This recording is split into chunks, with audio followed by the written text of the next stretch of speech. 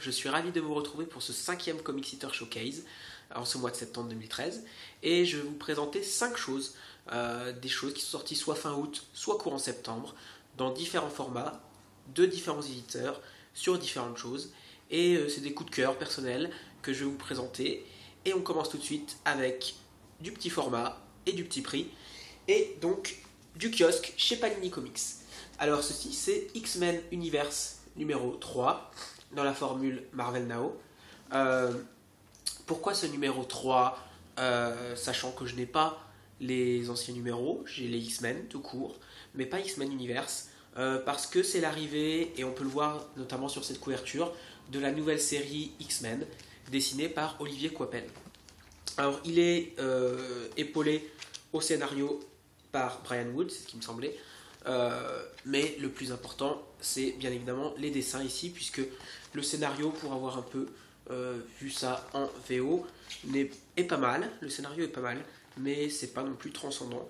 Donc on retiendra surtout la partie graphique, c'est l'occasion de voir Olivier Coipel à nouveau sur des X-Men, et ça fait plaisir, sachant que c'est une équipe uniquement féminine. On retrouvera Kitty, Rogue, Malicia, Tornade, Psylocke et j'allais oublier Jubilé. Voilà. Donc une équipe entièrement féminine. Il y a une histoire de bébé qui est retrouvée, qu'il va falloir protéger, etc. Donc c'est assez intéressant. Un début sur les chapeaux de roue, je dirais. Et une claque visuelle, tout simplement. Donc un bon coup pour booster un peu ce mag. Parce que là j'ai fait les éloges. Je suis passé un peu aux critiques. Après cette série X-Men, on arrive à la série Astonishing X-Men. Si vous avez lu mes critiques sur les anciens, l'ancienne version, l'ancienne mouture d'X-Men Universe que je prenais, je n'ai jamais été très tendre avec cette série et je regarde ça, ça me donne la même intuition, la même impression. Ce n'est pas beau, c'est ennuyeux. Astonishing X-Men, c'est pas pour moi. Bon. Peut-être que vous allez aimer. Moi personnellement, j'aime pas. Je trouve que c'est pas fait pour le grand public d'ailleurs. Donc voilà, Astonishing X-Men, j'évite. Je vais même pas le lire en fait. Parce que les dessins, à la rigueur, il y aurait des bons dessins, je lirais, mais là non. Donc voilà. Après, on arrive dans du mieux avec Uncanny X-Force. Uncanny X-Force, c'est cette équipe qui a été remaniée totalement également, puisque on n'a plus Wolverine, on n'a plus Phantom X, Deadpool, etc. C'est une équipe en fait encore quasiment féminine. Il y a Puck, quand même un homme dans cette équipe, mais c'est la nouvelle équipe dirigée par Psylocke. C'est très beau, il y a de l'action. Alors après c'est pas formidable, je trouve, l'histoire, je suis pas emballé, je suis pas totalement pris dedans, d'accord. On découvre les personnages si on les connaît pas, surtout les nouveaux personnages, la nouvelle équipe, c'est bien. Les dessins, alors là il n'y a rien à redire. Les dessins sont de Scott Hanna, voilà, et c'est sur un scénario d'Humphries et Ron Garney. Donc voilà, donc le scénario est pas mal, ça casse pas non plus la baraque, et par contre au niveau des dessins il faut en profiter, parce que je ne sais plus à partir de quel numéro on change de dessinateur et où ça va piquer un petit peu, pour pas dire beaucoup, pour avoir suivi en VO. Donc profitons de cette série. Et fin du mag, on arrive avec 2 épisodes, puisque voilà, on voit encore la fragilité du mag qui oscille un petit peu entre 2 épisodes d'une chose, voilà. Donc Edge of Apocalypse, ça dure depuis un certain temps aussi. Et donc David Lafemme au scénario, Roberto de la Torre au dessin. C'est très beau. Alors c'est dans la même veine que pareil. Moi j'avais lâché un petit peu avec la nouvelle mouture, mais j'avais les précédents épisodes il y a 3-4 mois. Donc on retrouve un peu le même style, un style assez sombre, assez sobre on dira aussi.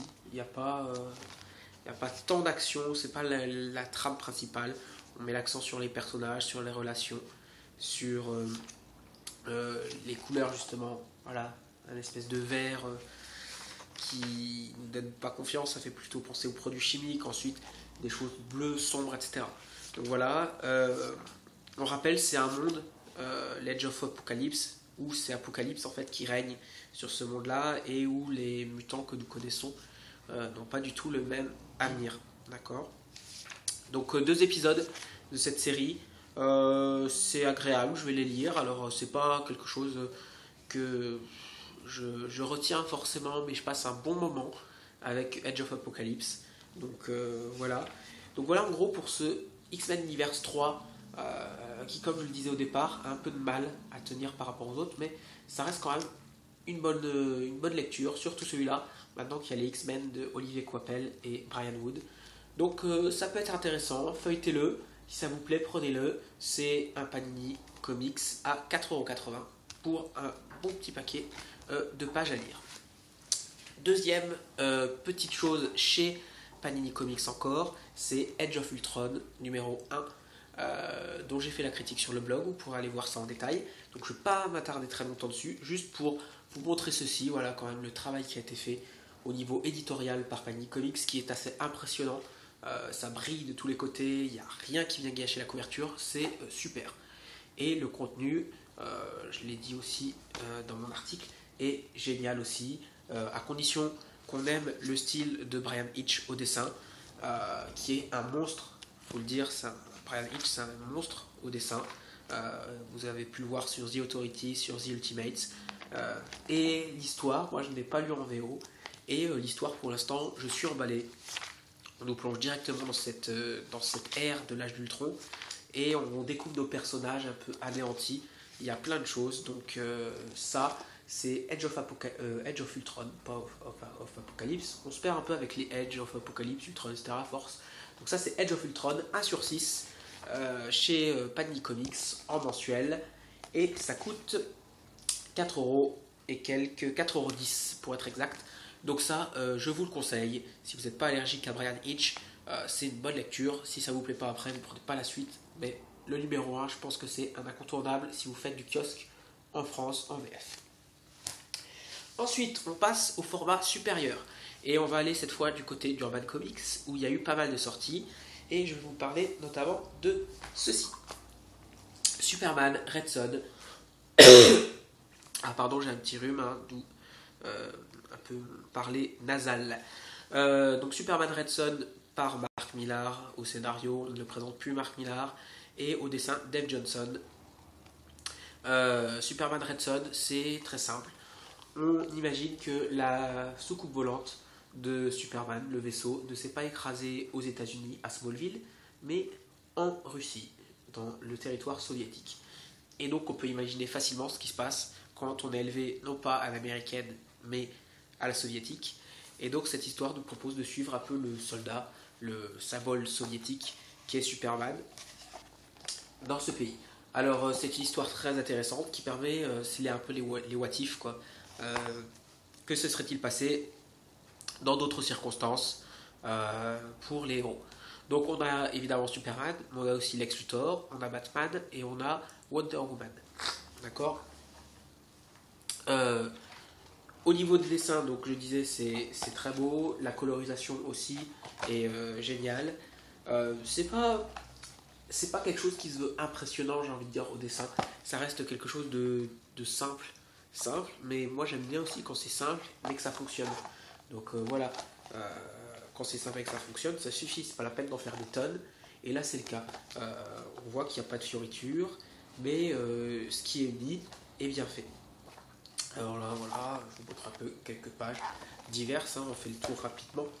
Là, plus vers la fin.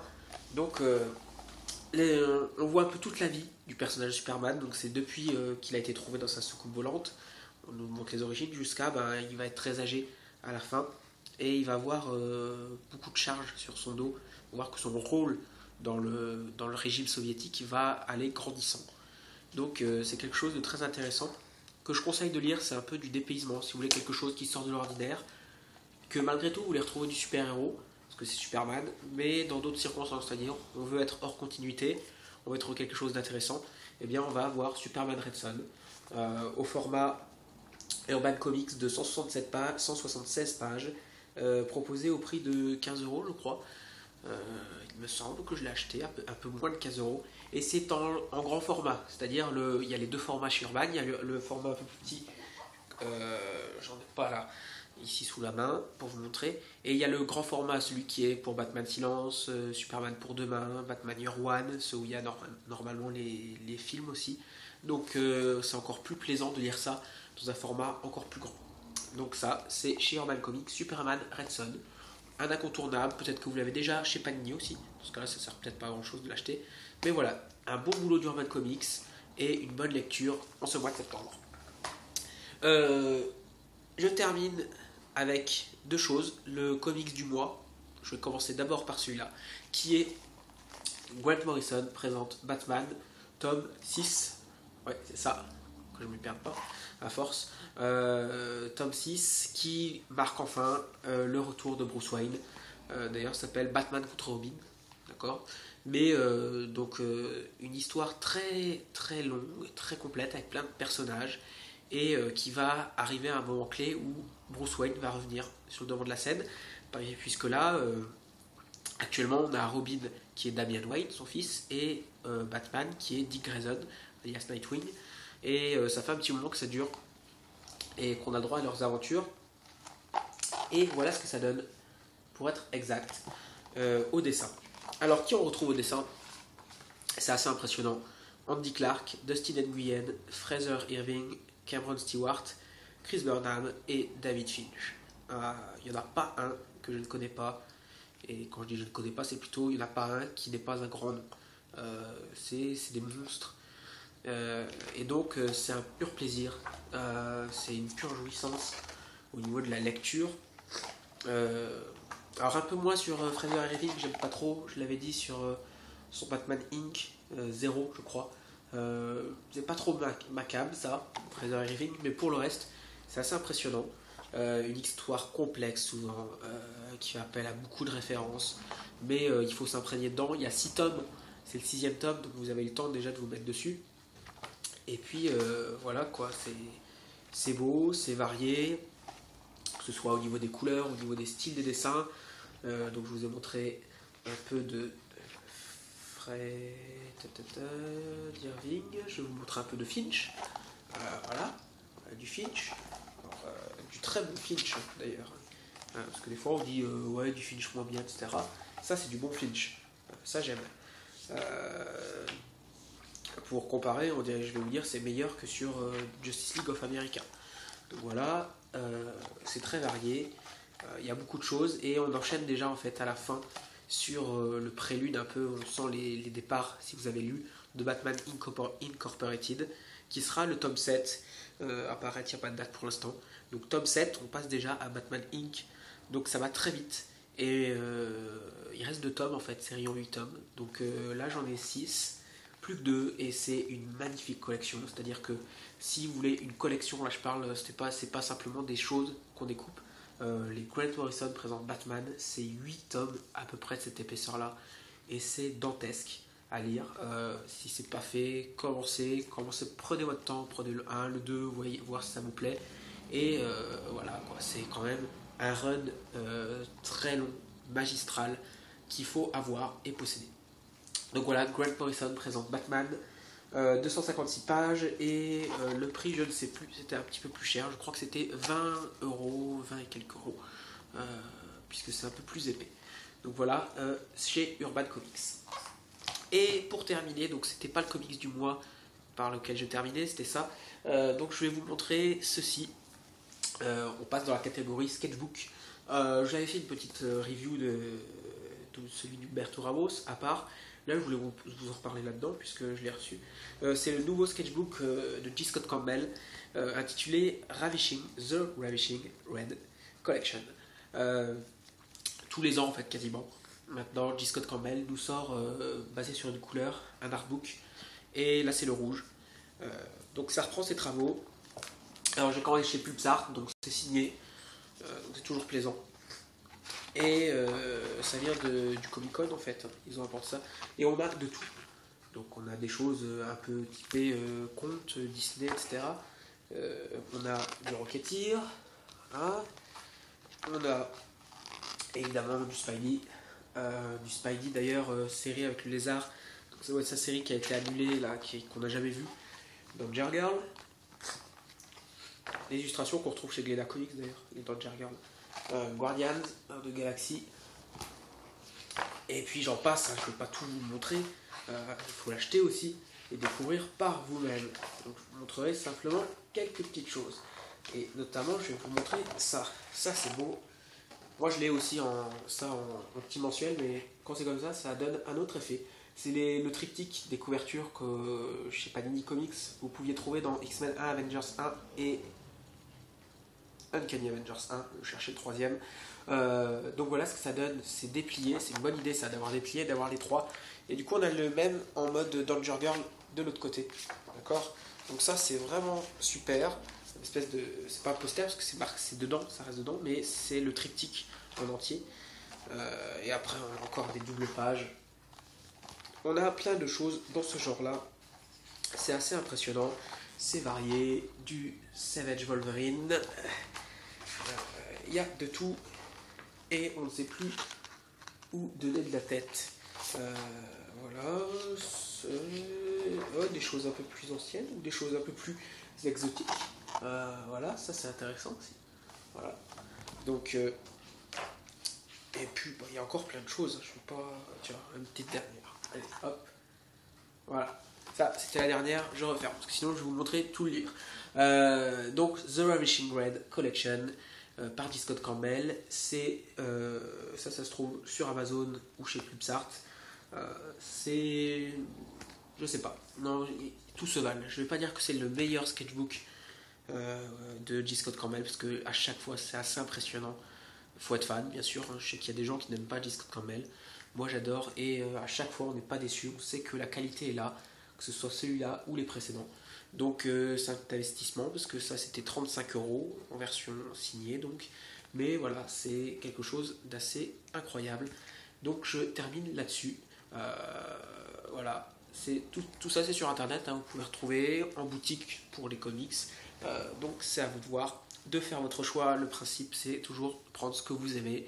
Et moi, je ne suis là que pour vous donner des pistes. On se retrouve le mois prochain pour un nouveau Comic Eater Showcase. D'ici là, portez-vous bien. Moi, en tout cas, je vais me soigner un petit peu pour calmer ce rhume. Au revoir.